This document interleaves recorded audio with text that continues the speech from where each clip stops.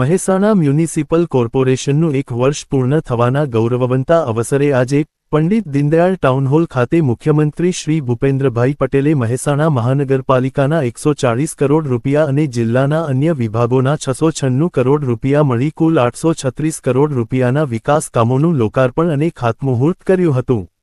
મુખ્યમંત્રીશ્રીએ કાર્યક્રમ પૂર્વે મહેસાણાના નવનિર્મિત એમએમસી પ્લાઝાના સ્પેસ મેકિંગ પ્રોજેક્ટનું લોકાર્પણ કર્યું હતું અને રૂબરૂ મુલાકાત લીધી હતી, જે શહેરની આધુનિક ઓળખ પ્રસ્થાપિત કરે છે।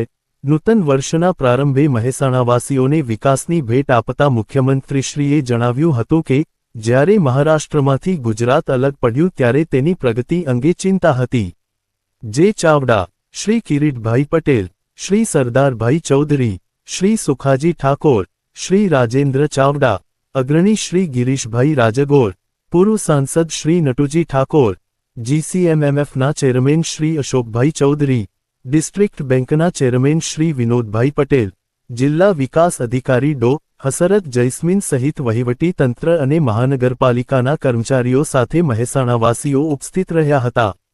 મહેસાણા નગરપાલિકા દ્વારા શહેરના મુખ્ય વિસ્તારોને વધુ સુવિધાજનક અને આકર્ષક બનાવવા માટે સ્પેસ મેકિંગ પ્રોજેક્ટ અંતર્ગત પ્રશંસનીય કામગીરી હાથ ધરવામાં આવી છે।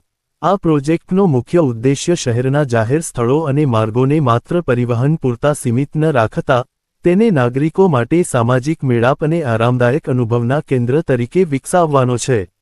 વિશેષ કરીને એમએમસી પ્લાઝા અને તાલુકા પંચાયત કચેરીના અગ્રભાગને આધુનિક ડિઝાઇન સાથે પુનઃવિકસિત કરી ત્યાં પાર્કિંગની સુવ્યવસ્થિત વ્યવસ્થા અને સુશોભિત લેન્ડસ્કેપિંગ કરવામાં આવ્યું છે। આ પ્રોજેક્ટ દ્વારા ટ્રાફિકનું ભારણ ઓછું થશે અને શહેરના મધ્યભાગમાં નાગરિકોને એક જીવંત, સુંદર અને સુવિધાયુક્ત શહેરી વાતાવરણ પ્રાપ્ત થશે, જે મહેસાણાની આધુનિક ઓળખ પ્રસ્થાપિત કરશે। પરંતુ વડાપ્રધાન શ્રી નરેન્દ્ર મોદીએ મુખ્યમંત્રી તરીકે 24 કલાક વીજળી અને સુદૃઢ નાણાકીય વ્યવસ્થાપન આપી ગુજરાતને દેશમાં નંબર 1 બનાવ્યું છે। તેમણે ઉમેર્યું કે મોદી સાહેબના દૂરદર્શી નેતૃત્વમાં રિવરફ્રન્ટ અને રણોત્સવ જેવા પ્રકલ્પોએ ગુજરાતની વૈશ્વિક ઓળખ ઊભી કરી છે।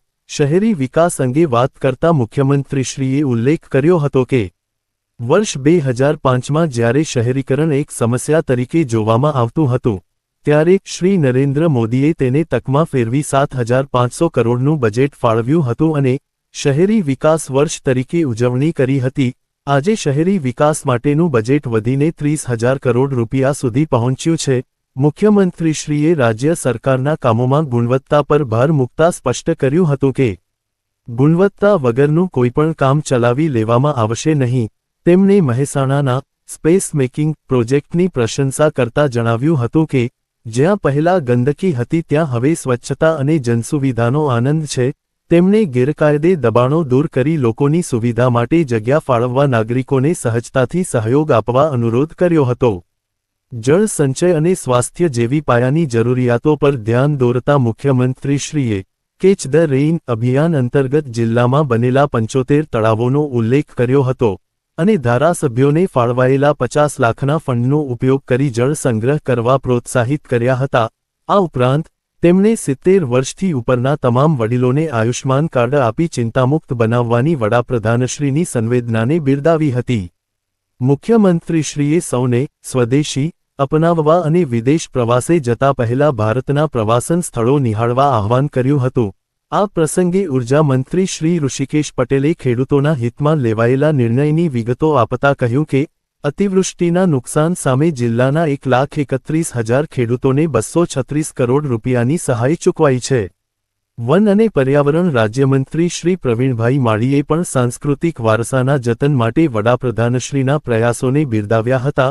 કાર્યક્રમ પૂર્વે મુખ્યમંત્રીશ્રીએ રાજ્યસભા સાંસદ શ્રી મયંકભાઈ નાયક દ્વારા ઉત્તરાયણ પર્વ દરમિયાન ટુ વ્હીલર ચાલકોને પતંગના દોરાથી બચાવવા નિઃશુલ્ક સેફટી ગાર્ડ લગાવવા શરૂ કરેલી પહેલની પણ નોંધ લીધી હતી। આ પ્રસંગે જિલ્લા કલેક્ટર શ્રી એસકે પ્રજાપતિએ સ્વાગત પ્રવચન કર્યું હતું અને જિલ્લાના લોકો પર એક પણ રૂપિયાનો ટેક્સ વધાર્યા વગર આ તમામ લોકાર્પણ અને ખાતમુહૂર્ત થઈ રહ્યા હોવાની વાત કરી હતી। મ્યુનિસિપલ કમિશનર શ્રી રવિન્દ્ર ખતાલેએ આભારવિધિ કરી હતી અને વર્ષ 2026ના પ્રથમ દિવસે મહેસાણા પધારવા બદલ મુખ્યમંત્રીશ્રીનો આભાર વ્યક્ત કર્યો હતો। આ કાર્યક્રમ બીજા આવા જ સમાચાર જોવા માટે અમારી ચેનલને સબસ્ક્રાઇબ કરો, બેલ આઇકોન બટન દબાવો, લાઇક કરો અને શેર કરો.